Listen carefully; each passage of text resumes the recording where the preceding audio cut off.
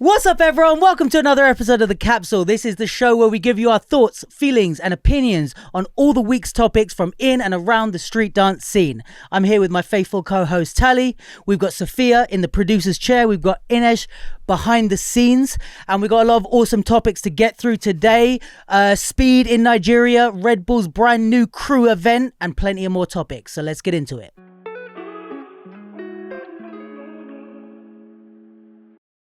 How's it going, guys? Not too bad. How are you? Awesome. We're mismatched energies today. You're overcompensating. Overcompensating. That's what we do. All right. So, did you see this? You haven't seen this video of Speed? I think he's been there. Has he been there a while? Has he come and gone? Is this an oldish doing clip? Africa, like a bunch of different. Okay, countries. so I've seen that he's there. Yep. Which so jokes because like he has. Who is he to me? He's no one to me. He's IShowSpeed from the internet. Yeah. But it seems like a big deal that he's there. And he seems to be having a really good time. Yes, and he's just huge. Like he is. For what? So he's a streamer. For any of you old people like us that don't fully know about Speed, a lot of the youngers will be like, "Oh my god, I can't believe you're explaining Speed." But he does streaming basically on the internet, and he kind of is like it's like almost like a mobile podcast in a way. It's like streaming is a really interesting concept, and we will maybe even get there at some point. But it's like he's doing a live show that lasts for hours, and he's just moving around a city. So he could be in London just going to do cool shit, and because it's live, and it's live for like hours and hours, people are looking at it and going, "Oh, he's going Oxford Circus next. I'm like 20 minutes away. I'm gonna go meet him there or see him or whatever." Wild. And he's just an insane person in the sense that like he has so much energy, and like he's just wants to interact with people, and he's doing stuff, and it's crazy because it's like you're live, so it's like anything you say is like there's no editing out or anything like that. Our appetite for like the minutiae of random people's lives is a bit mental. Yeah. What a waste of capacity. But I mean, it's in a way not a waste, but it's weird. It's normal now, but it is weird. But the thing is though, because it's like, how many of you guys watch like reality TV shows? That's also weird. Oh yeah, I agree. Okay, yeah. I don't watch reality TV shows, but I see the appeal in the sense that like, I think what's happening, it's interesting, and this is maybe a longer conversation for a different pod, but it's like, we used to be a lot on YouTube, right? And like even before that, like TV and stuff like that. And now everybody's like migrated to these short form platforms. And because it started being like shorter, quicker content, really edited, really scripted, and it really went that direction quickly, I think. Like even with the like dance videos and stuff, they became so polished and edited. Now I feel like there's like a reaction where people want, that's why like something like Rogan is so big, because it's like, and that's why I got into podcasts as well, but it's just like unfiltered conversation. It's not like Late Night with Jimmy Fallon where it's all set up and pre-planned. Yes. And I think like stuff like Rogan, stuff like Speed is this thing of like, we're so sick of scripted short form stuff. We just want unedited real shit. It's like almost a reaction to balance it out in a way. It's like the Big Brother live stream. Like back in the day, you'd have the episode and then on E4 literally all day was just these people in the house. Yeah. And don't get me wrong, I mean, it's like 20 odd years ago now, I think. But I would have a peek. But weird. It's like when Gogglebox first started and you're trying to explain it to people. It's just like, yeah, I'm watching people watch TV, which is essentially just reaction videos done kind of in a family-friendly context. It's just strange. I get that it's normal, but it's also a strange change. Weird. But I do like the democracy of it. Yeah. I do like that it's not just that the interest isn't just in celebrities, because it kind of knocks them off that pedestal a little bit. And it is kind of in a way like, I mean, I don't know what help streamers had Speed has had along the way, but like some of these people who are huge are like, they didn't need to be like accepted by Hollywood. They didn't need to be given a record deal or a this or that to be a famous person. They just built, it's like when music changed, I don't know if it was Chance the Rapper that was like one of the first people, but he was like a big person of like independent, him and like Russ and people like that. But like this thing of like, if you can just build an audience organically, then you can get the stuff after rather than, you know, being accepted first and then being given the audience. So I think it's interesting that he's like able to, he's like, got to be one of the biggest content creators on the planet. Quick auntie question. Yeah. So his thing is just going around living life and live streaming it? Now that he's huge. Because he's got such an audience that he can go anywhere. But what was he streaming before? I think he started with maybe like games and stuff. And what does Kai do? Similar vibes. Kai is maybe, I would maybe out of my depth in this conversation, but like I think Kai Cenat is more music based, but like, or he involves himself more in music. Yes, I've seen that. We sound so old, but I think these guys are like that. That is the future of like this type of format. Like, but also why Speed is relevant to this podcast is he's actually done a lot of stuff. I mean, he's done a lot of stuff. Period. So everything he does is getting big views. Like whatever you cut out of an 8-hour stream of his is getting big. Right. But he's actually been meeting a lot of dancers, which is really cool. Like he went to Memphis and he met the guys that I watched perform at Dance Your Style, Dream Team 901, I want to say they're called. Like he met them in Memphis and like they were teaching him some steps and stuff. Right. And then he's like met different kind of like it's not his whole tour isn't about dance, but he has been like putting some dancers on. And what's kind of cool I think about him is it's like he's not like I mean you can see in this clip, but like he's not meeting people and then being like, oh, like, who are you? Let me check if you're famous to be on my stream. He's just letting kind of anyone, like, as far as we can tell from the outside, just pop up on stream. And some people with like, it's like, what's that DJ? AG. Yeah. Like, you know, it's a similar vibe, like to Speed. I hope he gets all that he deserves, that man. Gosh. AG? Yeah. Anyway.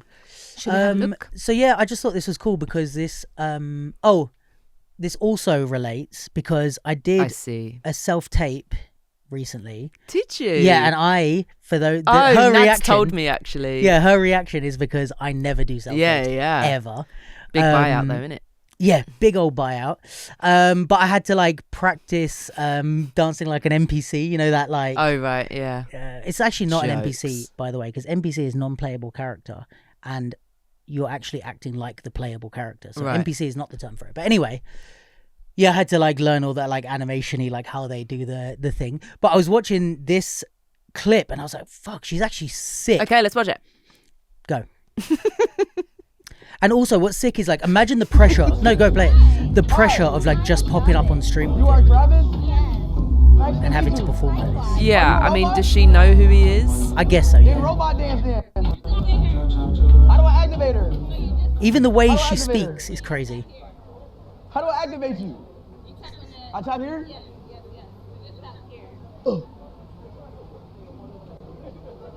We are living in a simulation. Robot! Wait, Ted is the real robot! Is that the amount of people that have... Is that a view count on the right? Ted is the first Probably, Nigerian yeah. robot. There cannot be 50 million Ronaldo, people Messi. on the live. Wow. It might be. They are crazy. What? You know it's my birthday today, robot. Yes, I have a better song for you. Sing it. Happy birthday to you. Happy birthday. Watch also the way she pauses before she speaks, like AI. It's crazy. Happy birthday to Speed. W, robot. Thank you so much, robot. Nice to meet you, Speed. Can you do any tricks? Huh? Can you do any tricks, robot? Yes. That's What oh can my you do? god, that's so good. Shut down. Oh, I can dance for you. Look, he wanted to punch her in the face. Dance for me. Play me music. Hey, play her music. The robot wants music. But like all these little like Mannerisms. yeah, mannerisms are fucking so good. And even like she doesn't like her eye line is always like into space. I mean this is like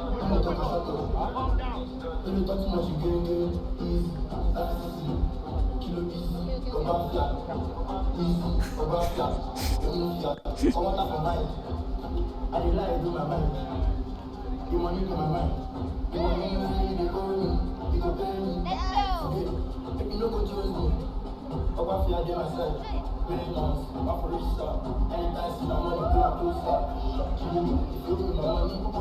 is good. This is so random. So random. I mean, I watch very niche stuff on YouTube, so it's not a judgment, but my gosh. W! But I think W robot! You're not going to tell me this isn't niche. no, it is. But I'm just like, you're I not going wonder to if argue that this is no, it is. I wonder if people think that about, like, you turn on Rogan, and if you don't know what Rogan is, it's like, okay, so this MMA guy is talking to a scientist, and they're talking about hallucinogenic drugs for an hour and a half of a 5-hour. Yeah, podcast. also Like, niche. yeah, that's what I mean. It's like, but these things are like, for some reason, they bring in like such a huge audience. I feel like we might have spoken about this also on Tiny Humble Opinions. The amount of time that I've said that, I'm like, that could be a drinking game. What? We're just like, we've probably spoken about this in another episode. Yeah. That the like distilling and how niche we can get on the internet now is kind of part of the not division in a greater kind of political sense, but the water cooler moment thing has gone because we're so in our own things. It's the same as like genres of music. It's not just hip hop and R&B and that's it. It's like alt R&B. Yeah. Like you can get really into it, which in one way you find your people that are really into the things that you're really into, but also we're just in the subcultures are getting more and more and more, and like the opportunity for relating is getting less. Yeah, that's true. As a thing. Yeah, I think it's like, especially like this is like, for some people it's like, who is Speed? And then some people it's like, how can you not know who that is? And it's like crazy that it's like you live in that world where everybody you know knows the same stuff as you.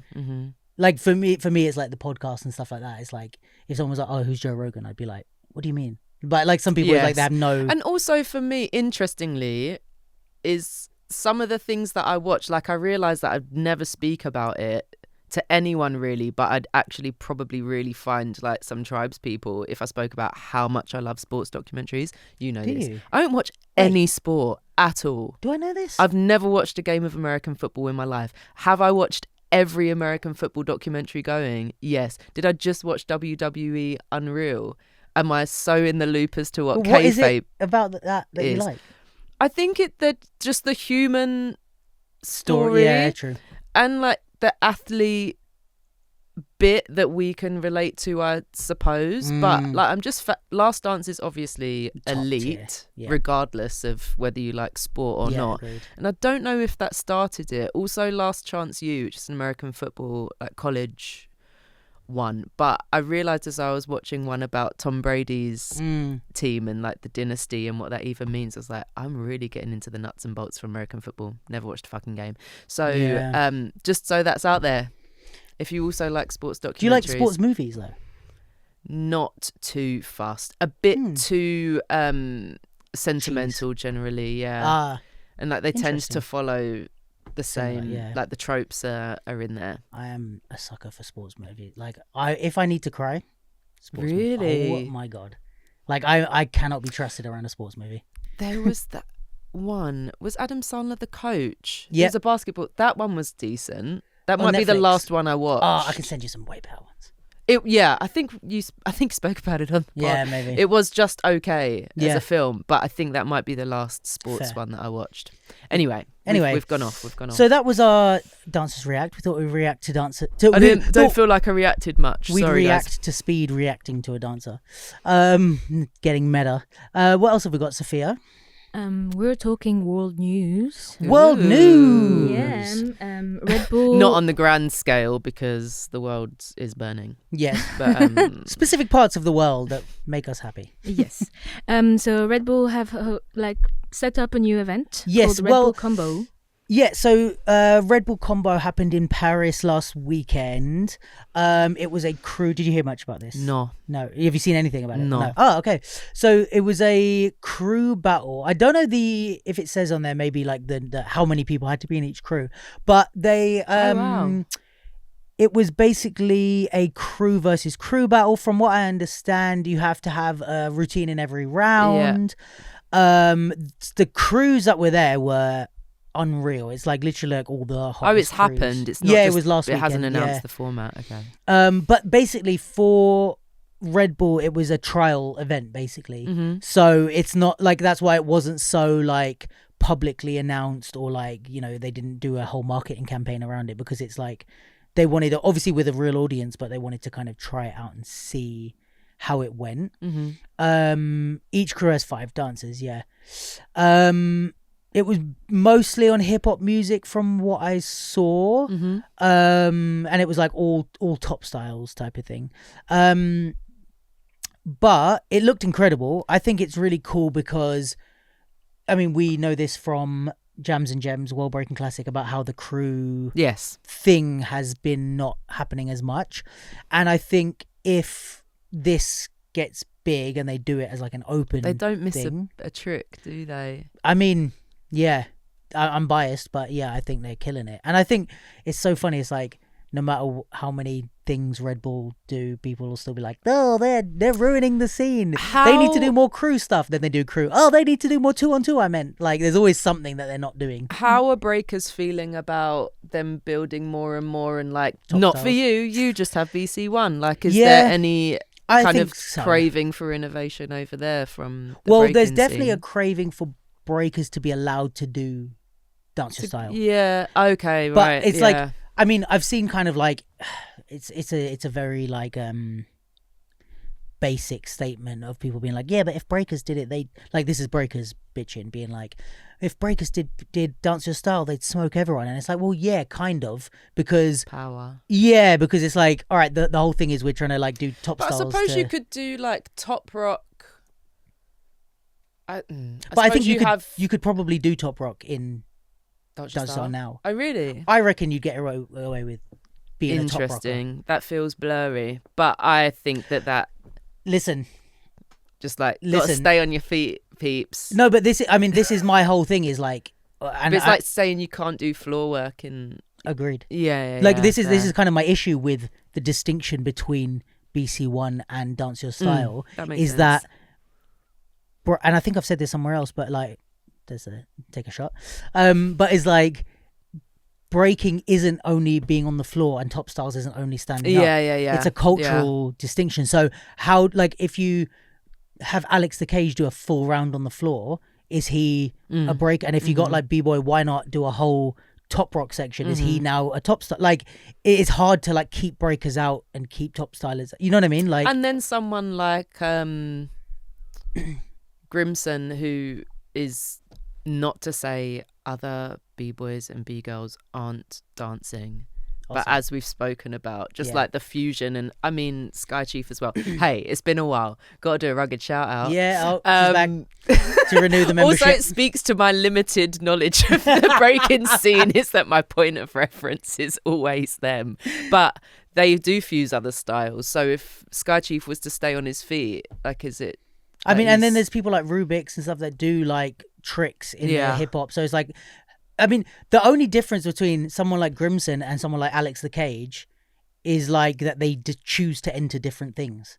You know what I mean? Like, Grimson has a bit more technical knowledge in breaking, and Alex has more hip hop knowledge in hip hop. But like, are they, like, I find this, if you look at like Kefton and Slim Boogie, or if you look at like Alex the Cage and Grimson, it's like, if you had to tell an alien that they do completely separate styles, they'd be like, no, these are in the same category. Nice. I did see that ProMotion were going to Paris, but I didn't really clock what was happening. I mean, yeah, you've got interesting. Sophia, how do you say that? Justicier? Justicier, yeah. Justicier? I'd not heard of LDDLM. When you were talking about them last week, I was like, I don't know who these people are. That's like Diablo, Stella Merte, like the Genesis, like I just didn't know. The guys that I have on my t-shirt, not this t-shirt, the other t-shirt, Dead Homies in Prada, like all of those guys from, I want to say, Marseille. Right.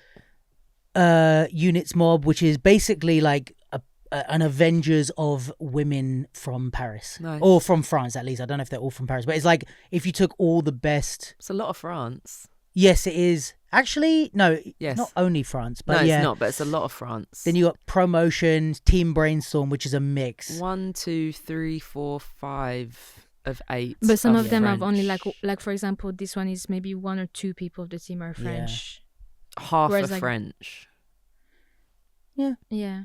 I mean, if we're looking for the best crews in the country, in the world, most of them are going to come from France. To be honest, Yeah. top styles. I think. I don't know. Look, this is what I don't know who I would add to this lineup.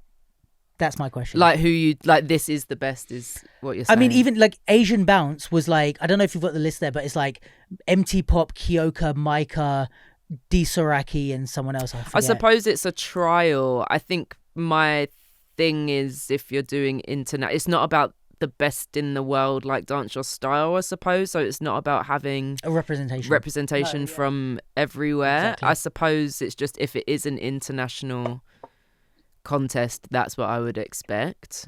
Well, no, I think because for me anyway, I don't know any of this from internally at Red Bull, but like, if you want to have it as a trial, for me, I would be like, Use the best and the people that are the most crew ready. Yeah, and we're doing it in Paris, so not that Red Bull needs to save money, but yeah, exactly. we may as well. It makes sense.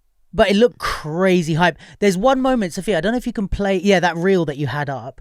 Basically, they, I'll show you the reel, but this is the team that won. It's Zico and Deakin's crew. And there's a girl called Inez, funnily enough. And I saw this, yeah. I mean, their routines are always great. Zico and Deakins are like... That's lovely, that. Oh, just gorgeous. And then they do this thing, which is a great shout. Not this. This is awesome. That is nice. This is really cool. I've seen this done, but not as well as this. And then she comes back with this mask, right? And then she does this, and everyone goes crazy. Because it's giving jump off a little bit. Yeah. In a way that I enjoy. Basically, so that was a reference because Marvin is judging this. And for people that don't understand the reference of what she did and why she did that, is like there was a performance in, I want to say 2010, but Sophia, I've sent you the video so you can correct me if I'm wrong, that Marvin did that was like very famous. Yep, 2010, I'm the best. And I was literally 2 people to the left of this camera. When this, not to say I'm super cool, but I was there. No, but only saying that to say that I kind of remember the impact of this show. But they're basically referencing this show and like one of the moves from it. That's cool. How do you say that, Sophia? La preuve par 4. What does it mean? You know how to say that. Preuve. Proof by 4. Ah, okay. The proof. Like proof. La preuve. The proof. The proof is in the pudding. But yeah, this was like the 2 showcases for this was the prelims day of Just Debut 2010, and they had 2 showcases. One was this. Mm-hmm. I think only 2, maybe more. Sorry if I've forgotten you. But the other one was Pro Phenomenon, which is like Kefton Feist, right. All of those guys. And like at this time, like especially like battle wise, like showcases like this were like, or they didn't exist. Like this was really like a time when it like, people were like innovating this type of showcase in the battle scene. Mm-hmm. So this had like a huge impact at the time that it was done. I mean, every battle routine I did for the next 3 years looked like Marvin stuff after seeing this. Like, and Profile, it's like, for me, it's equal between the 2 of them. But Marvin's from RAF crew, and they had some crazy routines. But yeah, so that was like why that moment was like such a highlight. I see. How did Promotion do? They lost in the first round, I believe, to Unit S, the girls. Were they the only... Because the rest of the crews... Well, no, because MT Pops. Yeah. But were they mostly hip-hop crews? It looked like a lot of hip-hoppers. I mean, they had some... I think Pigeons had a popper, if I'm not wrong. Pigeons is quite a young crew, isn't it? I believe so. It's like Luciano and those guys. I mean, young compared to... Promotion is what I'm getting at. Yeah. But I mean, I would argue maybe Promotion are one of the older crews in that. Yeah, that was my sense. Do you... Potential hot take coming, or just like maybe need to search for diplomacy? Was Promotion the right choice from here? I definitely see why they would be in a lineup like that, because if you're looking for people that can do crew battles, Promotion's track record of winning crew battles is like through the roof. Like they've won so many things worldwide, especially with the whether it's Promotion or Plague, or like they've all had little variations of like things that like Brooke has kind of been involved with, but Brooke's the common denominator of I think greatness. But it's usually like the same 4 or 5, and then they mix, like they had some when Malcolm did it, or like Roxy was in some, it depends on what they're doing. Yes. Because it's also like, all right, if we're looking, let's say from here, cruise wise, that are not breakers, the only other one that I can think of, and Sophia, help me if you think of anyone else that I'm not thinking of. The only other one that I'm thinking of is UPG, right? And I'm just like, I don't know. From the UK, you mean? Yeah, from the UK. It's like, I think, because I'm thinking, okay, after Promotion, who else would you invite? It would have to be UPG in terms of like international presence and crew track record. I'm just like, in that lineup, I think UPG would have like held it down and like, represented well. But it's just in terms of like, how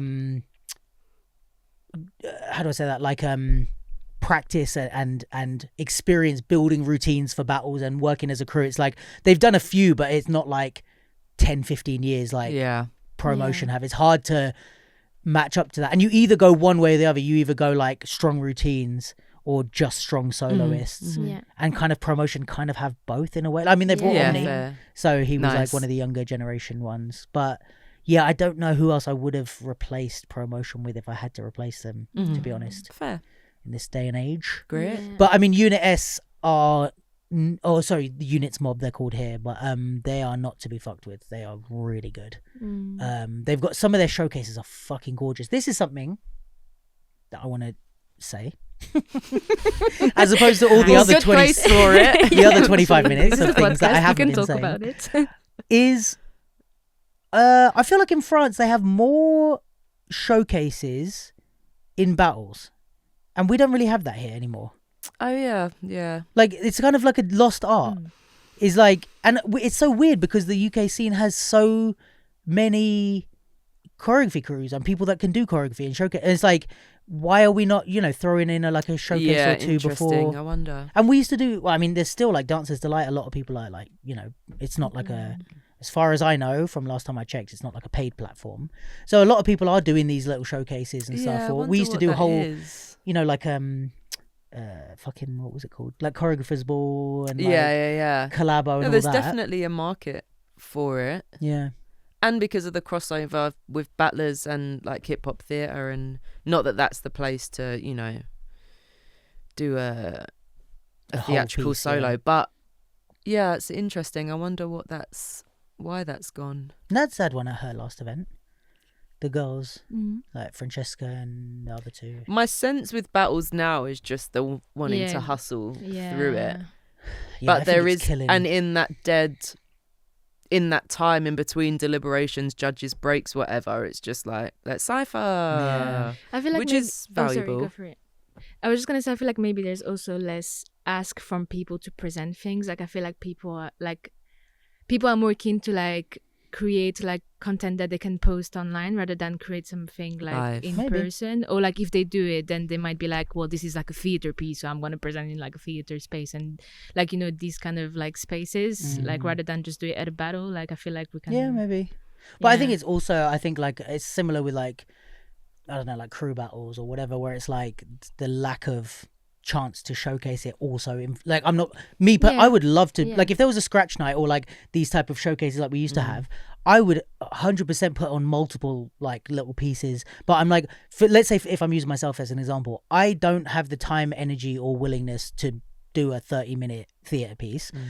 I also don't really want to choreograph a whole thing for a 1-minute showcase, but like a 1-minute like Insta post.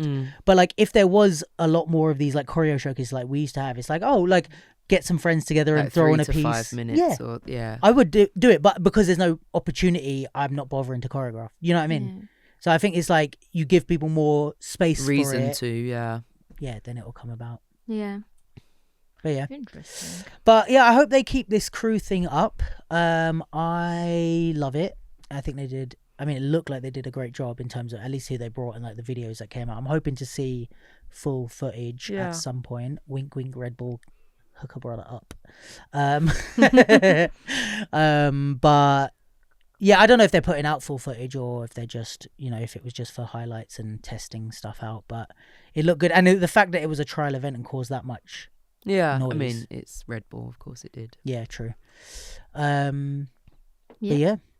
Lovely. Shall we move on to some UK news? Yeah, let's do it. What's in the UK news? Tali has things to say. I have things to say. Just an update, I suppose. Rain Crew, who I really do rate as that will make sense in 30 seconds.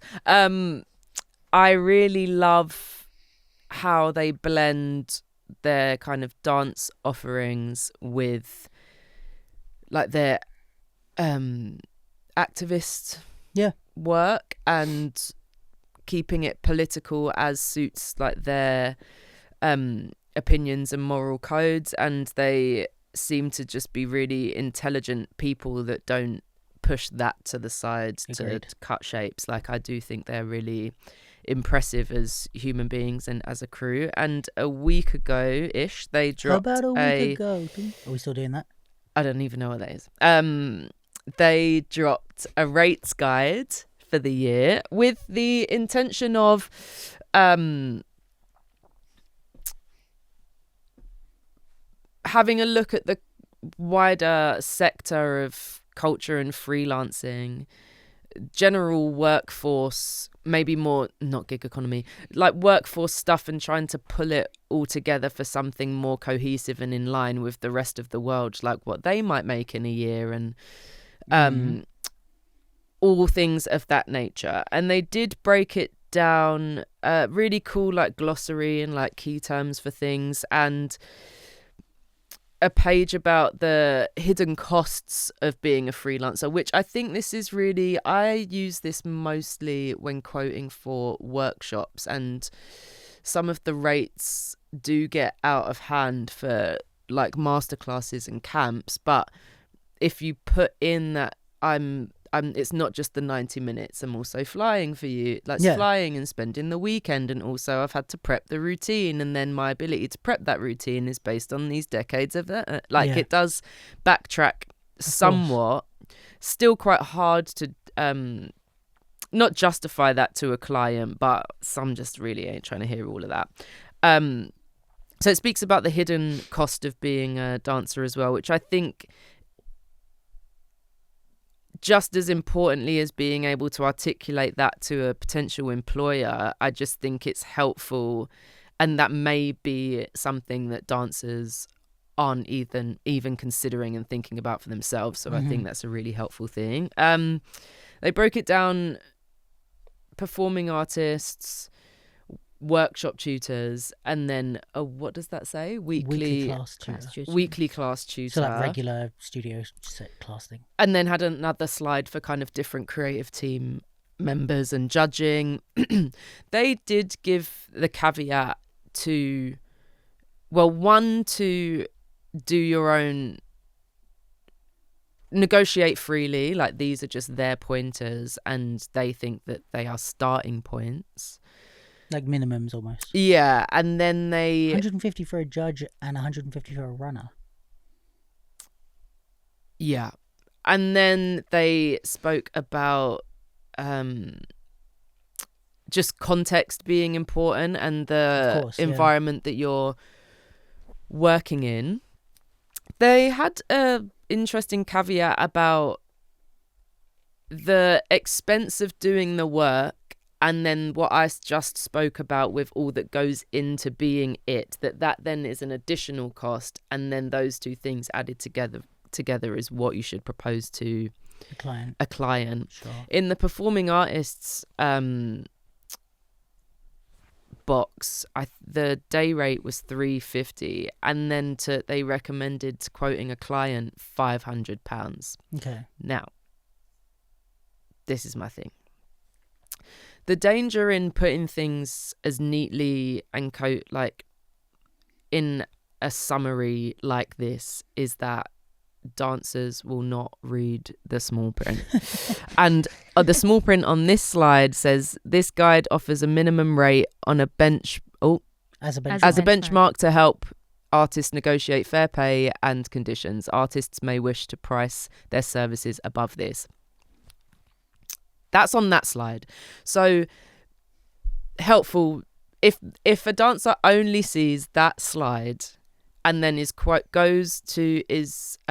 reached out to by Far From the Norm or Trap Lord or Bird Gang to join a show that is running to an ITC contract, which is the agreement that most independent theatre companies will use. Mm-hmm. And the dancer has seen this and it's like £500 a day, and it's like, no, it's $700 a week. Yeah. So I think there's a danger here. To be honest, a commercial doesn't even barely pays £500 a day. It would be $350 a day generally plus a buyout. So I'm not too sure. I don't know if they've added all possibilities together and got an average for that one, but that one feels problematic to me. And I say this from experience. I did comment on the post about do your research. My experience when doing work with Equity and Dancers United, what we were trying to do is improve the music video contract, which hadn't been negotiated since my birth year. Yeah, Sophia, make fun of that. Oh yeah, Go on. Berlin Wall coming down. I'm older than him. Fuck's sake. I don't know what special events were happening in 1987, but Google search what was number one in the 13th of January 1987. What we experienced when we were putting kind of rates out and really just going quite hard with knowing rights and rates is that it empowered dancers, but it wasn't coupled with any research or extra context. So they would be on set and kicking up an absolute fuss about things, which in hindsight, I'm quite proud of. Mm. But in the moment, it's we're not trying to get everyone blacklisted and we're not trying to have everyone out here acting reckless because they've got a bit of info that they now can use. So there's one thing with every kind of thread you see on the internet. It's not that you shouldn't consume news solely on Instagram and with everything else. So it's go and do your own research, but also still kind of activate and upskill in just professional codes and diplomacy and just how to act basically. 100%. So yeah, I think there are issues with, and I can only really speak to I can speak to some of the other ones, but it's the performing artist one that feels a little bit out of whack. And then there's people in the comments I run a small theatre company and there's no way that I could pay this to people, so what do you suggest for me? So I understand it trying to bring us into line with the rest of. But doesn't Equity have minimum rates for us anyway? Yeah, and they're not these. That's what I mean. So what is the? That's what when I had to be honest, I hadn't looked through this properly, especially after I knew you were going to talk about it on the pod because I figured we'd do it here live on air. But it's I was I saw the rates thing. I was but doesn't this already exist? And don't Equity isn't their job to enforce this? It exists for films and for theatre. Part of the reason Dancers United came into existence with Equity was because it didn't cover commercial dance work in terms of your X Factor's obviously not a thing now, but X Factor and Britain's Got Talent and music videos, again, the fact that the rate in that, I think it was 150 in that contract because it hadn't been negotiated for such a long time. So as far as Equity is concerned and any labels would be concerned, that was the minimum, and that was in 2000. That was in the 10s, 2012. So Equity were a little bit behind, and our standard then was 250. But if what we're falling back on is the music video agreement, and that's 150, that is a problem. And the problem with equity is that at the end of the day, as long as it's minimum wage, that is the absolute base rate for them, which for us... Oh, really? Like minimum working, like normal? Yeah. Oh. So it's like, yes, it should be ... They can do shoulds till the cows come home, but once it comes down to it, they'll be like, it hits minimum rate, so it's okay. So you can't legally do much. Yeah. It's like, well, that doesn't help our industry I think, all. I mean, I get this conversation a lot when I am mentoring like younger videographers or photographers. This always comes up at some point, in the sense of like, all right, this person wants this, what should I charge them, blah blah blah, where should I start, what should I accept, this should I not? And I or like even people ask me like, what are your rates, or what rates would you suggest, and blah blah. And for the last, I don't know how many years, like I have an ideal day rate, which I kind of just made up, like no, not based on any minimums, but as in like what I'm saying made up to be funny, but like taking into account all the work that I have to do, how long it takes me to do certain things, all the equipment, blah blah blah. But what I've said to a lot of people, I had this conversation with Sophie recently, which was like, I can't give you a day rate, and maybe it's different as a dancer, but I don't know. But it's like, for me, it's like there's so much nuance to these things that it's like, to be like, this is how much I charge is either gonna lose me work when I would have happily done it for less, or it's gonna underprice me sometimes, because it's like, if I actually just, what I usually say now, people are like, oh, you know, how much do you charge? I'm like, for what specifically? Give me the full breakdown, and I can go through and tell. If you want me to break down what parts I'm charging what for and how I got my full fee, I can do that. But based on what you're asking, and it's like, it can be stuff that like takes longer to edit, or you're asking more of like something that could seem bigger, or shooting for longer could be cheaper. Like shooting a battle, put it this way, live streaming a battle is one of the cheapest things I can offer, because I set up and I do it and there's no editing, and it's done. But it takes me 8 hours, whereas something that could take me an hour, I could charge triple that, because it's like, it's so complicated, like work, labor intensive. Exactly. Yeah. And I think this is what I find, like a lot of, I don't know if this happens as much in the dance scene, but videographers and photographers want to, there was actually one I wanted to react to this week, but we'll leave it for another week, of like, they get on Instagram, actually we know a few, that like get on their high horse about like, oh, clients ask me for this, like how dare they even approach me with that.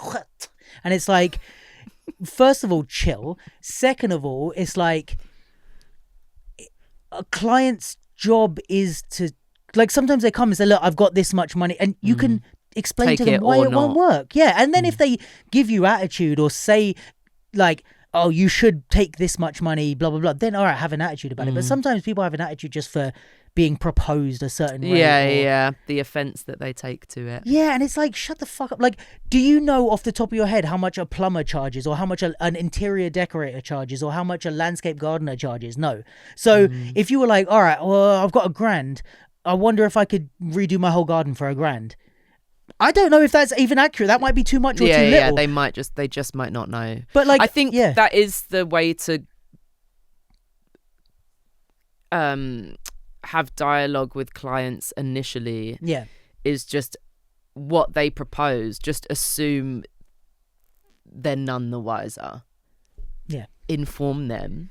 And then and then their response to that will probably let you know where they actually stand with it. For me, it's also like, I say this all the time, but it's like, for me, like, business is like playing chess, right? There's no feelings involved, or like playing football or playing basketball. It's like, if I move a chess piece and then you move a chess piece, and I go, Tali, I can't believe you moved a chess piece. What, are you trying to beat me? Yeah, I mean, I've just finished watching The Traitors, so it's very that. And it's like fucking grow up. Like, you move a chess piece, they move a chess piece, you move a chess. So I say, here's how much I charge. They say, here's how much our budget is. I compromise somewhere in the middle. They try and bring me down. It's a game. The landscape is at the moment, but I'm in such meaty situations as an agent at the minute, with just people clutching their, like, really pulling their purse strings tight, and the reasoning is really interesting. On one hand, we're not even asking for like 5% more than the last time, but like we're doing it for a second time and a year's passed. So just that alone to me warrants an increase, even for the same amount of work. But also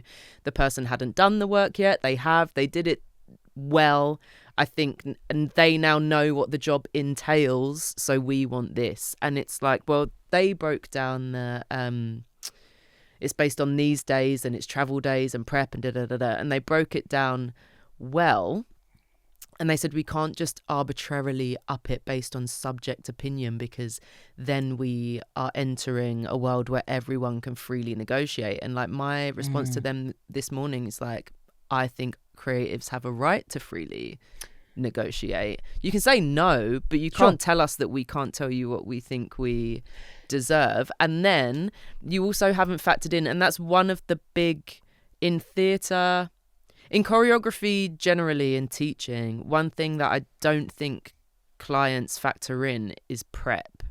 So they've factored in a prep day where my client will go in with a resident choreographer and they'll kind of just get things ready for the thing. But my client's not walking in cold to that. Yeah, of course. They'll still have had to do some prep stuff. And then in another case, it's in another 2 cases, the shows aren't making any money. Like, to run this show this time, like, we're not even taking a fee. And just all these things that I can sympathize with, but at the end of the day are not my problem. And like actually don't connect to what I'm saying. It's just like trying to garner sympathy. Like, and it's like, if you can't afford to do it, then don't exactly what I was going to say. Do it. Like, that's the thing. Like, people do this with, like, I don't know, battles, workshop, all sorts of stuff, where it's like I've run events where judges have judged for free. They've been friends that I've asked for a favor, and I've said, would you mind please judging my event because we don't have any money, blah blah blah, we're doing it, you know, we're just trying to put on this event but we don't have money, I'll owe you a favor back, like I'll film something for you. It's a favor that I'm asking. It's not can you do it, how much is it, oh it's this much, or we don't have money. Well, I'm not making money, so you should do it. It's like, and this is what I say, I mean, these guys can maybe vouch, but this is what I say to people that I'm mentoring as well on the filming side, is like, if they don't have anything less than whatever your minimum rate is that you say, it's, you're now doing a favor, even if they're paying. If it's like, you say my minimum rate is £100 to like take some pictures for a few hours or whatever, and someone offers you 75, you're doing them a favor, you're giving them a discount. So this is no longer like a fully paid job. You have to remember, I'm doing them a favor. They owe me one for this. Thank you so much for hiring me. It's like, you're welcome for this offering, you know? But yeah, I think that's such a, there's such a big difference, I think, between like the performing industry and the like filming and photography side, because I almost take for granted that we can negotiate. Like, that's like the first step of every email I get is like, it's sometimes it's like, hey, listen, like, we have this for the job, take it or leave it kind of thing. 80% of the time when they say we have, and they just come out with a fee immediately, it's better than I would have asked for, because they kind of know, like, let's not fuck around with negotiation. Like, and often it's like, let's say if I'm being asked to deliver a film for like a bigger company or whatever, that company's just gone, just put $2,000 towards it, and they've come to me and gone, look, we've got $2,000 for this project, hire who you need to hire, get the equipment you need, but go. Like, they don't care. It's not even their money, if you know what I mean. They're just like, there's $2,000 to allocate to this. Why am I going to waste my time negotiating it down when it's been greenlit, the $2,000? You know what I mean? Sometimes it happens where it's like, it's 150 quid for a full day or whatever, and then I'm like, no. But I think the idea of negotiation is like, let's say 90% of the time it's, how much would you charge for this? Then I say, what is it? And then even if they say, well, our upper limit is this, I say, okay, well then what I can do is like bring the deliverables down. So this is how I always do things, because I also hate that thing of like, oh, you haven't got my rates? Then no. Like, it's like, well, I would ask for, let's say... You can give less time. Yeah, I would ask for, like, to do 5 things, this is the fee. Oh, we've only got half that. Okay, cool. I'll do 2 things, and maybe I'll throw in the 3rd thing to be nice, but I can't do these last 2. Yeah. And usually people are really grateful for that, and they're like, oh, thanks, cool, we find a way to negotiate, rather than just a hard, no, I'm not doing it. Well, we do it because in theatre, you're never asked for your rate, like, you're made an offer. Okay. always. And like I will generally break that down into days. Yeah. And then if they're asking for full time or whatever they're asking for, they'll clarify like if it's full time, 3 days a week, whatever. And then I always just break it down to days to see if that makes sense. And then if it doesn't, it's like you can't have them for 3, you can have them for 2. Yeah, for the same fee. Yeah, and that's how it's done. I will say that in one of the cases, and I do mostly rep creatives and not dancers, so it is specific to that. But I think that there's 3 things to take into account. There's the time, how many days you're actually on site doing the thing. There's completing the job regardless of how long you're there, because the deliverable is still the same: choreograph these many numbers in this show. Whether I do it 1 day a week or 6, like I'm still doing the thing in a satisfactory manner. And then it's how long is the show on for, because my IP is in it and you're using it. And that wouldn't be a buyout like a commercial one, but I think it's something to take into account. A show that a client of mine's doing is returning and it's just finished a run, so it doesn't need much rehearsal. So she will go in for like 4 days, and so they're essentially offering 4 days, which in theatre the day rate's not that high anyway, and it's like that show's going to be on for 2 months. Yeah, so 4 days of my time so that you can you got to sell it for 8 weeks. Yeah. And like, okay, you might not make any money from it, but as you've said, it's so that potential programmers and venues can come and see it. So you're selling, it's an 8-week long pitch that you're using my work to do. I'm going to need more than this lowly 3-figure sum to do it. It's a fascinating time to be negotiating. I enjoy negotiating and I don't. Like, I'm starting to not enjoy it, to be honest. I think it depends on who you're negotiating with, because I think like I enjoy it, but that's because, like I said, 90% of the people I negotiate with are pretty agreeable. If people are constantly pushing back and going no, or that's ridiculous, then it gets I'm irritating. in big pushback land at the moment, which I suppose is good because we're in the right spot of what we're asking for. Because if someone, I can't remember who said this, but if you make an offer and the answer is yes, you've gone into low. Yeah, 100%. So it's good that we're there. Yeah. That's always my reaction. Like if I'm like, because and everyone, this is not like, I'm not giving away anything secrets, but it's like everyone will have like, and this is maybe a lesson for people if you don't know this, younger people. You have your lowest price, your walk away price that, like for us anyway, for like videographers, it's like, okay, this is the least I would take to do this job. Then you have what you kind of want for this job, which is like here, you always go in higher than that. So then it's like, okay, they might bring you down to what you initially wanted, fine. Or if they drastically bring you down, it's like negotiate, you get to this price and you go, no, I'm just not doing it. And you're happy to walk away from the work at that. But like if you go in for your highest price and they go immediately, the reply is like, yeah, sure, that works. You're like, for fuck's sake, like my whole scale is too low for this job. And it's like, you can kind of base that on, this is another thing, I don't know if this works the same, because I think maybe in the dance world, a lot of the like theater systems or the touring is like kind of similar. Whereas for me, it's like doing a job for Red Bull or Nike, or let's say like Body Politic or Far From the Norm. It's 2 different worlds. Right. And it's like, if Far From the Norm came to me and was like, we've got this price, it might be a price that I'd go, oh, absolutely, more than happy to. Whereas like for Red Bull, I'd say no. And it's like, that's kind of how it works, because it's like I'm making an educated guess of like how much money you have, and obviously I'm not gonna, if they say we've only got this much, it's up to me whether I like Red Bull or Nike or whoever, it's up to me to take it. But it does vary drastically different depending on who I'm working for. I've worked for like universities or like community projects, or like a community center wants a fucking video to get more kids through the door, and it's like, I'm not going to be like 4 figures or nothing. Like it's like you can really look at who's charging, who's paying you, I guess.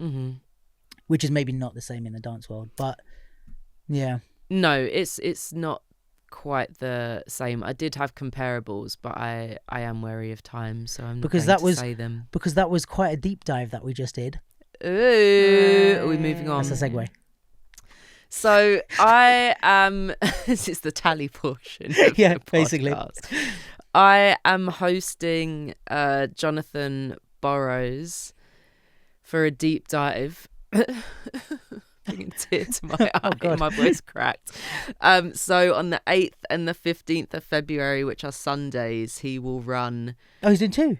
Yeah. Ah. 8th and 15th of February, 1:30 to 6:30 each day. We are running it as a complete thing. Are yet to release day passes for it. I need to like check. you buy for both. Yeah. I need to check with the man in charge how he feels about that. But I want to make space for availability, sure. But there are some people that want to travel in, and I'm aware that they might not have the gubbins to stay for the week. So this is really special for a few reasons. So I first came across, may have said this before on the podcast, woo. I first came across Jonathan at Back to the Lab in 2016, and I was born in 2017 as a direct response to having experienced Jonathan Burrows' way of teaching and his creative practice. So i.i.i does not exist without Jonathan Burrows. And a lot of the people that I've hosted for deep dives, that would be true for me as a creative. Like they've impacted my dance. And in Sean and Erica's case, like again, me as facilitator in big ways. But there's just something about because i.i.i is such a big part of what I offer the community now. To be able to host him under i.i.i is major, and because he's not going to be we will move, but I just know how much wisdom he will impart. And for a big part of deep dives is giving my community and students access to my teachers. And I think I've thought about it, and I think in styles that feels like something that happens a fair amount, like being closer to the source and having access to those people seems to be like a done thing. But in choreo scenes, maybe it doesn't feel like it's rated as much. Like I think that some people think that they are doing a like revolutionary thing by coming to my class, as if I'm one of the oldest on the block that they have access to. And Jonathan is 65 years old. He's been active for like over 30 years. And I think that my corner of the community, not so much i.i.i, because I think there's an open-mindedness, like a disposition for a wider variety of an approach to learning, I suppose. But for the choreo heads, I've had in my mind recently, as this is getting closer, that, and again, said this before, like we can't just learn from our mates. And I put it in personal terms. Like there's things that I will talk to my mates about, the majority of things, but sometimes I need to talk to my mum. And like there's a sage advice that you need sometimes. And I think for a creative and dance practice, again in choreo terms, I just think, and there's that trend-led zeitgeisty thing that is part of the choreo scene. It's constantly moving on to whatever's present and current and hot and hard and cold and all these adjectives we use. But I think we're missing a trick to not go back a generation or two to see what wisdom there may be there. And I'm just overjoyed that he said yes, to be honest. I was just shooting a shot based on Rokesh's deep dive and me teasing that a deep dive was coming, and David Cottle being like, is it Jonathan? I was like, no, but why the heck haven't I asked Jonathan? So I did, and then a day later he was like, yeah. So a dream. That's amazing. Yeah, can't wait. I'm so excited about what he'll dig into. So yeah, that's happening. I also strongly recommend. Come one, come all. Choreographer's Handbook also, if people don't know about it. Yeah, honestly. Have you read it? You're building a piece currently. You should read it. And you should go, actually. But read it first and then go. Choreographer's Handbook for anyone that's like not only building any pieces, but even I would say as like which I can also extend to i.i.i as a program and therefore deep dives. But like anyone that's like a creative, especially as a dancer, because I think for me, what you do, your whole world, is like a unique thing and a unique offering in the sense that like, and I might have said this before on the podcast, but is like that you don't have to be one thing to benefit from it. It's like, for me, what you do is like a world for creatives. And I think whether you were like a spoken word artist or a painter or a dancer, like you could still gain something. Obviously the medium that you do it through is movement. But I think a lot of people could gain something from it. And I know a lot of battlers who have been through there, like we've all, like me and Jenny and Lee, and even like Monster Pop, who's currently judging Just Taboo, went there. Imagine Pax. i.i.i alum, Yeah. Monster Pop. Come on now. He actually didn't get through prelims at any Just Taboo before he went to i.i.i, and now he's judging. So take from that what you know. I made that up. King O'Holy fantastic. had not created space to create, and now I think it's a really good thing for that, and it just makes you think.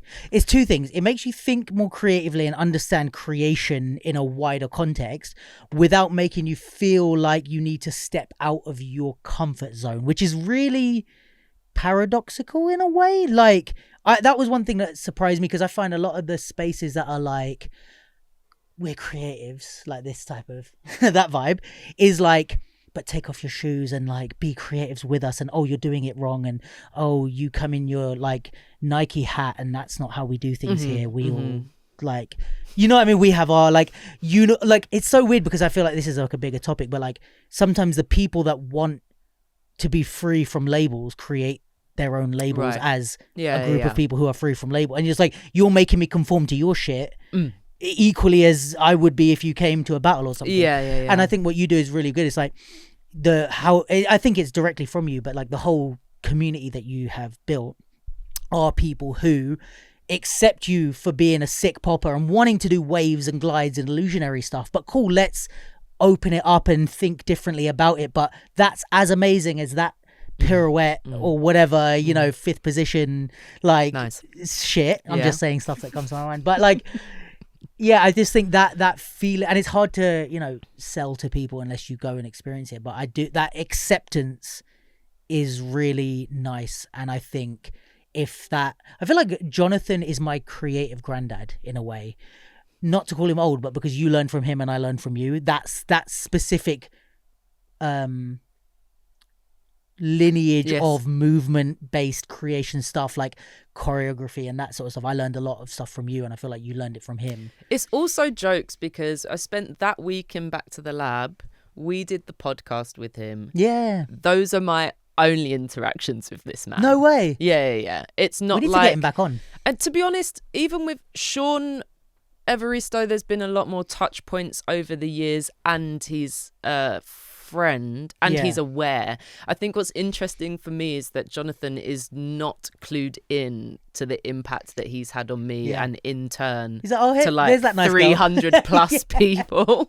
You're like, I love him, and he's just like, yeah, he's like, yeah, sure, I'll come in and teach. And I don't think he's ready for because intros for the teachers are like part of the thing. And to be honest, there's only been 1 or 2 out of the 8 to 10 that I've done where I haven't just like burst into fucking tears while I'm talking, and he will be so confused if I'm just sat there weeping at his presence. Just like his friend texts him like, how was that workshop you did? He's like, well, she's like crying, but crying like... and we haven't started. But it's really affirming to me that it's happening. And i.i.i turns 10 next year, which is mental. And I think because I do not compare, but I'm just aware of, for sake of comparison, like a space to create or like a Galen Hook method or a Take Flight, where they are so external like they speak about what happens in the room a lot. You see what happens in the room a lot. There's like heavy on the marketing, and as i.i.i has grown, it's not even there's a potential that I've missed a trick is not the right terminology, but the scale of i.i.i could be so much bigger than it is in terms of the amount of people it's reaching, and not even on the internet, it's just how many times a year I'm doing it, and again how I speak about it. So for it to be coming around to 10, and for that to be happening with Jonathan in the mix, it's so small in what it actually is. It's 2 5-hour sessions with a person, but it just really affirms for me that it was always supposed to be done this way. I mean, one of the biggest, or one of my favorite, let's say, workshops I've ever done was I did a 2 5-hour workshops with Vice, and it was what was it, Sonia, Soul Footwork. They put it on like a long time ago, and like I remember that there's like a lot of the stuff he taught, and it's like you can make a big impact in 10 hours. Massive. And another quote I saw somewhere, like, you only need to meet a great teacher once. And I do think that's and you've true. met me so many times. That's I know, crazy. What the hell? You are the reason. What was the reason? Sophia's rolling her eyes and doing like actions. I took Devin Jameson's class one time. He's many things. He's now a camera op in LA, but he was one of Michael Jackson's dancers on This Is It, and I took his class at Huskies once, and he made the analogy about that what's the painting? Oh yeah, the Vitruvian. Yes. He made an analogy about that, and I just in terms of just like capacity and kind of range of movement, and I just never forgot it. That's great. I might steal that. Who said it? David Jameson. Devin Jameson. Thanks, Devin. He's my next tutorial. Fantastic. He's so good at dancing. Anyway, deep dive. Yeah. You will learn so much. Oh, and your community initiative. Yeah, I'm so excited about this, and I haven't spoken about it before. Because you teased this on quite a few podcasts ago. You said something about pots, and you said I shall soon be joining the mix, or something about pots of funding. Something. Yeah. You made a little comment, and I remember that. I'm really happy about this, and I'm really happy that I get to be on here to talk about it, so I don't have to do any additional marketing. I also was into minds about marketing and promoting it. So the initiative is called A Cyclical Ting. Oh. A little backstory on that. Oh, is that like a play on like cyclical and sick? Cyclical. That's good, isn't it? Nah, and it won't have 3 eyes in it. We're moving on, baby. That's one of your best, like, isn't wordplay. it? Yeah, that is really good. I can't take good. full credit. Okay. So Robia and I have been dragged through the streets by silly boys and their cyclical ways. We can't blame the boys entirely because we hung around for the nonsense. But when we would be at the mercy of these patterns, the room's hushed. Yeah. Everyone's leaning in like, what did they do to you? Names? But as we would be thrown hither and thither by the male species, we would joke about cyclical things, and that was a play on like the cyclical nature of what was happening to us, and it being sick, them being sick and little, not in height necessarily, but sometimes. I don't mind a short king. My dad's my height, so my measure of like manliness has never been a tall person. Anyway, let's go, lads. There's that. So that's why it's called A Cyclical Ting. And the inspirations were twofold. There's a lady called Kelechi Okafor, who is a writer and podcaster and activist. You may have seen videos of hers over the years where she is like on her runs by the river and she's just doing hot takes and politics and stuff. She's great. What she did last summer is pay a hair salon in South London gave them a fair chunk of money so that kids could go and get their hair braided before going back to school. And then that inspired some other people in the comments to do the same in their areas, which is a very, very lovely gesture. We know how I feel about funding and the difficulties surrounding it and like the gates being kept in that regard. But I saw a couple of really small micro funds, micro grants with really that were really easily accessible. So one was called the Tiny Lungs Relief Fund. It was for £150, and it was just about an act of self-care for yourself. Like that was the reasoning for that one. And then another, which to enter you, and it sounds like it could be fraudulent, but it wasn't. It was literally chosen at random, and you drop an emoji, I can't remember what the emoji was, in the comments, and that's you entering the ballot for it. And I think it was like 75 quid.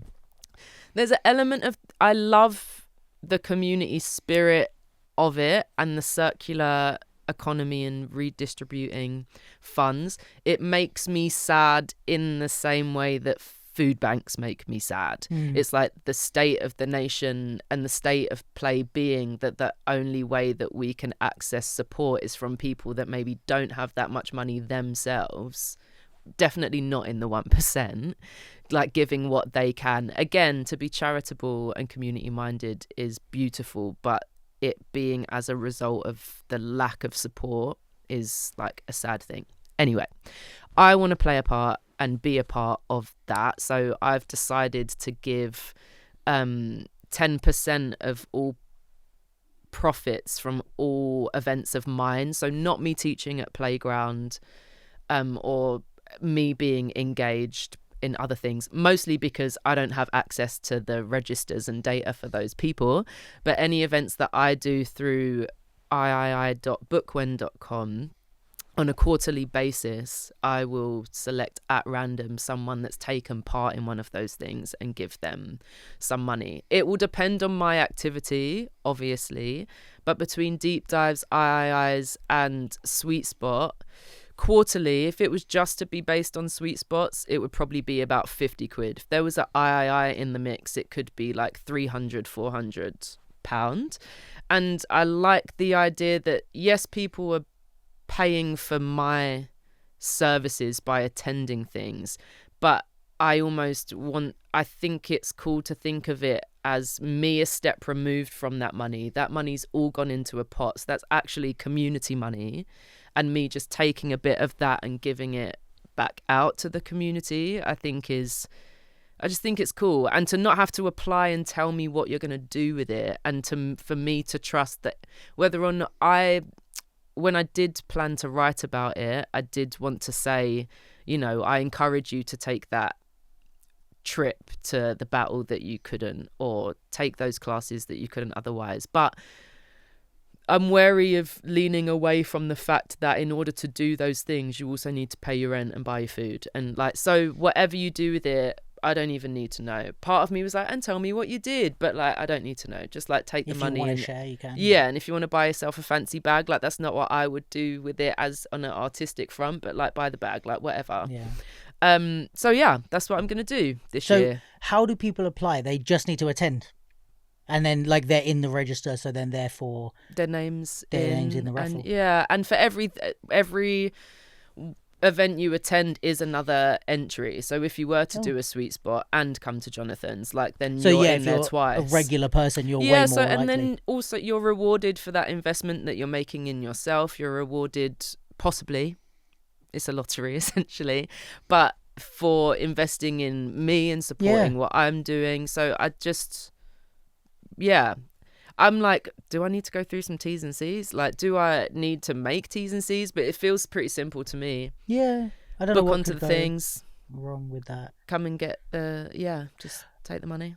Have you considered, if I may throw a suggestion into the ring, have you heard of these websites like Buy Me a Coffee or like Ko-fi or like... Yeah, you sent them to me. I did consider people being able to donate to the pot. That's what I was going to ask, yeah. Like a Crash Fest vibe. But then can you enter... I think I considered that you could donate if there could be a ticket on my site where you're not attending, but like I'm just buying a ticket for the lottery. Yeah. But I think I want to keep it to people that are showing up and training and doing the. So you can, maybe I'll do it where you can donate, but you're not, by donating, you're not in the mix to No, get the that's money. not why. I thought, you're just like, either you go and you're like, let's say, I don't know, if a workshop ticket is like 30, and then I'm like, oh, let me make it 50 just for the pot. I think I'm going to do that because I do have 10th anniversary of i.i.i next year, and I am trying to host a bag of deep dives in 1 week, and where normally deep dives happen when people are already in town, it is going to cost some moolah. So I may do it where you donate, and where the profits from events is like 90% I keep the profits, 10% goes to them. Maybe I do it more in a like 30% goes in the pot and 70% goes towards i.i.i next year. So it's kind of fundraising across the board. Yeah, I think, I don't know, if it was me or like me as a participant or whatever, like I just think it being one pot, as in like, let's say across everything you do, like what you're originally saying is like everything you do, 10% of it goes to the winner. But it could also be that with any donations that come in, is like 10% of that also. It's like 10% of everything. Because I think like I would be happy to donate knowing 90% of it is going towards funding your stuff. And it's like, I guess maybe the TNC that I would say, is like, this is, you're donating to the smooth running of i.i.i. It's not like, oh, more money for me to buy bags. Like it's like for me to help put on workshops. And I am going to do, there's just anything that involves another, not onboarding, but you know, just like another thing to set up. I'm just like, and stuff. But can you do it where you know on your website? Can you do it as like a minimum donation? Yeah, I might just do a donation ticket and just add it on there. Oh yeah, true. If you want to add, because some do like, you know, you like, let's say it's like how much is for entry, and it's like you have to pay a minimum of £10, but you can put can put more. You could put in 30, you could put in 12, but it's like a minimum has to, and that's the actual price of the ticket. So if you want to just pay 10, I might separate it just so it's clear that because what I did need to clarify for myself is that people could buy a ticket so they're entered but not actually attend, and I want to make sure that like you physically have to attend the thing to be in it. So I think I need a separate so you ticket. could donate but you're not in the raffle. I'm not looking out for you on the day. So got you. But yeah, I think I'm so gassed about the name. And I'm not making a logo or anything, but I kind of wanted to because I pictured it being like cyclical thing. So that's a thing that I'm doing this year, and generating good karma. Like there are good people in the world, and we do know that, but I think we're just ever more exposed and seeing just the evil that exists, and it's just like, just wanting to do more to cultivate good energy and community spirit and just explicit support. And we love you for it. What's that? Explicit. I don't know. Yeah. Get my mind out the gutter. Jesus. Anyway, a cyclical thing. Cool. Well, we love that. And if people want to check out deep dives, if they want to check out Sweet Spot Sundays, if they want to check out i.i.i, if they want to check out anything else that you're doing, i.i.i website, I guess. i.i.i.bookwhen.com to book things. Or just through the Instagram. All the links are in my Insta, so at Tali_1301 for me, and identity.ideas.industry for i.i.i, and Tiny with 3 eyes, Humble Opinions on Substack. Yeah, we love that.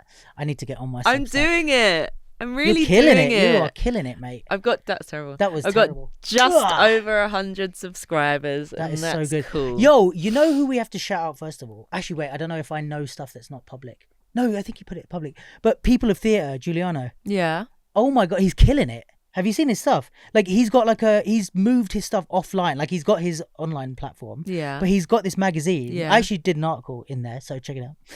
But he's got a magazine. He's got like a subscription platform. I saw, yeah. Yeah, and I think he's put some stuff online about like all his subscribers that he's got. But like he's really like killing it. I'm gonna have him on the pod.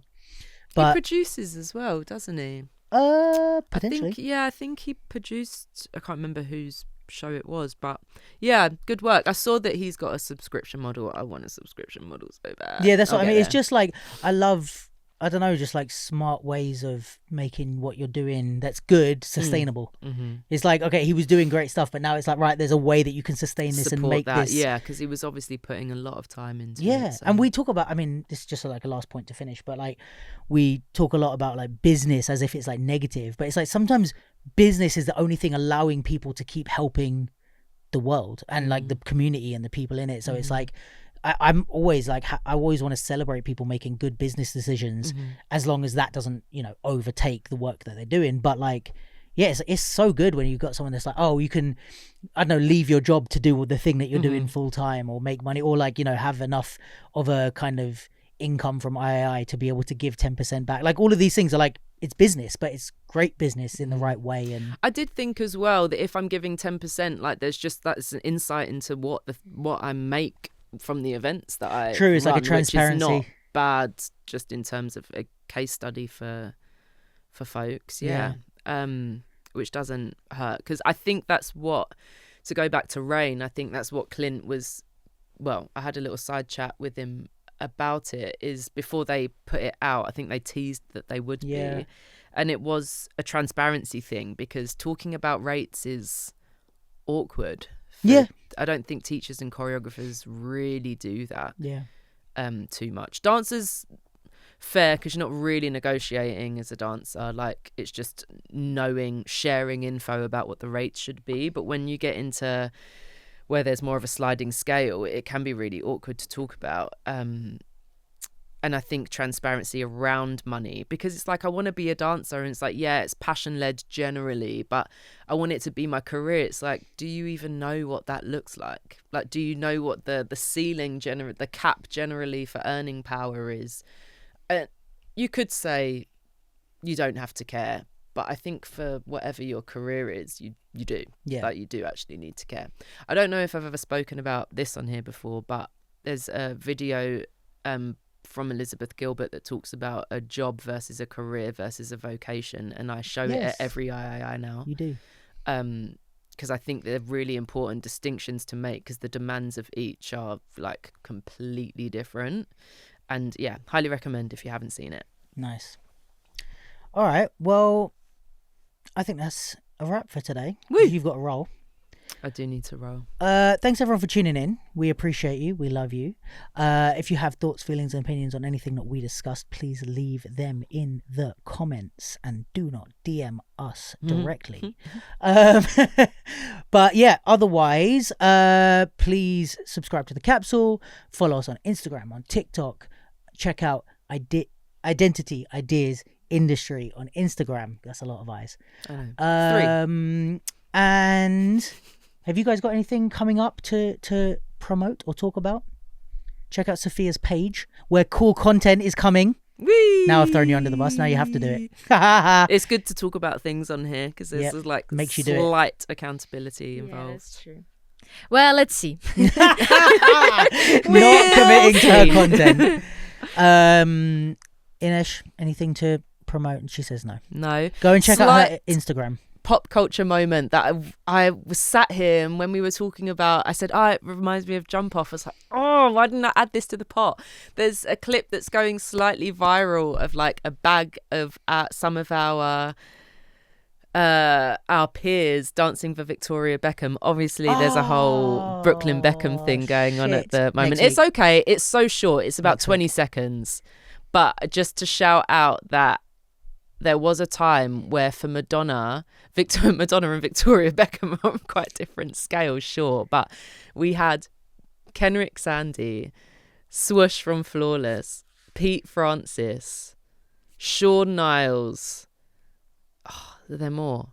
Jerry Reeve, who runs Coots Agency, like they all danced for her, and there's just basically a body roll line.